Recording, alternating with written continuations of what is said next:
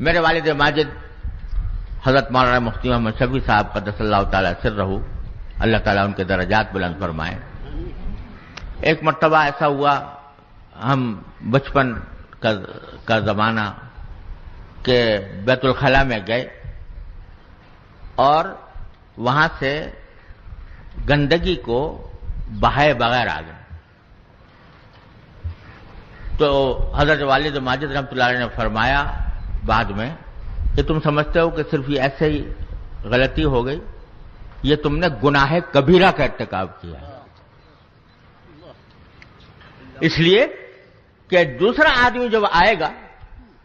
اس کو نفرت ہوگی، اس کو تکلیف پہنچے گی، اور کسی کو بلا وجہ ناحق تکلیف پہنچانا گناہ کبیرہ ہے، تو گناہ کبیرہ کا مرتکب ہو تم۔ اس وقت احساس ہوا کہ دیکھو دین ہمارا وہ ان باتوں کی طرف ہمارا دھیان نہیں جاتا کہ ہم یہ گناہ کبیرہ کا ارتکاب کر رہے ہیں، لیکن کر رہے ہیں۔ اور ایک تو ہے طہارت، طہارت تو شرائط نماز میں سے ہے، شرائط عبادت میں سے ہے، طہارت کے اللہ تبارک و تعالی نے اس کے اپنے آداب، اس کے احکام دیے ہیں، وہ تو خیر مطلوب ہے ہی، فرائض میں سے ہے، لیکن ایک ہے نظافت، ستھرائی، یہ بھی طہارت کے ساتھ نظافت بھی مطلوب ہے، اور وہ اس لیے مطلوب ہے کہ اگر وہ نظافت کا اہتمام نہیں کیا جائے گا تو دوسرے آدمی کے لیے تکلیف کا باعث ہوگا۔ اس کا نتیجہ یہ ہے کہ چونکہ یہ بات ہمارے معاشرت کے حصے میں اس درجے میں داخل نہیں ہوئی، اس کا نتیجہ یہ ہے کہ بعض اوقات ہم لوگ دوسروں کے لیے باعث نفرت بن جاتے ہیں۔ آپس میں ہم بیٹھے ہیں، اس لیے بلا تکلف عرض کرتا ہوں کہ بعض یہ مغربی اقوام ہیں، ان کے ہاں طہارت کا تو کوئی تصور ہے نہیں، اندر سے دیکھو تو گندے ہی گندے، اس واسطے کہ طہارت جب نہیں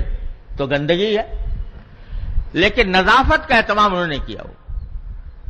اس نظافت کا اہتمام کرنے کا نتیجہ یہ ہے کہ ان کے غسل خانوں میں اگر جاؤ، جو عام غسل خانے ہیں بازاروں میں بنے ہوئے، جن کے اندر جو عام لوگوں کے استعمال کے ہیں،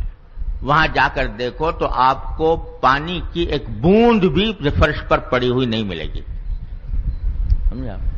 صاف ستھرے ہوں گے۔ اسی مغربی ملک میں مسجد میں جاؤ اور وہاں کے غسل خانے دیکھو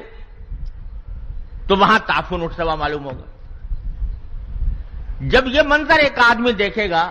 کہ وہاں صفائی ہے اور یہاں گندگی ہے، تو وہ اسلام کی طرف راغب ہوگا یا اسلام سے دور جائے گا؟ تو یہ ایک ایسا پہلو ہے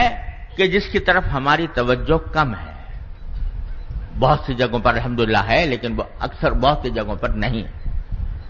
جب موازنہ کیا جائے عام جگہوں کا اور ان جگہوں سے جہاں پر کہ دین کے مراکز ہیں، جو دین کی تعلیم و تربیت دے رہے ہیں، تو وہاں پر جا کر اگر یہ گندگی نظر آئے گی، صفائی نہیں ہوگی، نظافت نہیں ہوگی، تو وہ ہم اسلام اور مسلمانوں کا غلط تصور دنیا کے سامنے پیش کریں گے۔ اس کی طرف توجہ کی ضرورت ہے۔